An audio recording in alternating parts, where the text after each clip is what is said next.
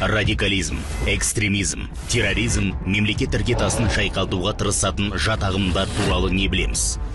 Діни радикализм бұл діндегі қайшы көзқарас. Дәстүрлі діни ғұрыптарды сынап, өздерінікін дұрыс санайды. Халықтың дүние танымына жат идеологияны таратып, қоғамның берекесін қашыруды көздейді. Өз көзқарастарын зорлық-зомбылық арқылы нығайтқысы келеді. Екпе егуден, армия қызметінен, медициналық қызметтен, зайырлы білім беру жүйесінен бас тартады.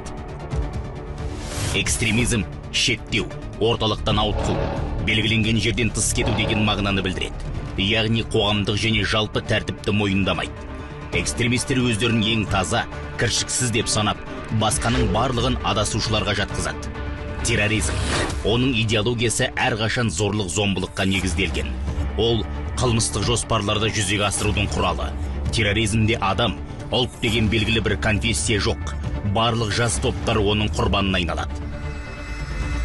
Қазақстан Республикасының аумағында адамның жынысы, ар-ожданы, ұлты, діни наным сенімін қорлауға, қатыгездік танытуға тыйым салынады. Бақ, интернет порталдарында, көше және кез келген мекемеде Қазақстан Республикасында экстремистік деп танылған материалдар мен көзқарастарды таратуға тыйым салынады. Мемлекеттің өміршеңдігі мен жұмысына зардабын тигізетін әрекеттер мен зорлық-зомбылыққа шақыруға тыйым салынады. Осы әрекеттер үшін Қазақстан Республикасының заңнамасында тиісті қылмыстық және әкімшілік кодекске сай жаза қарастырылған.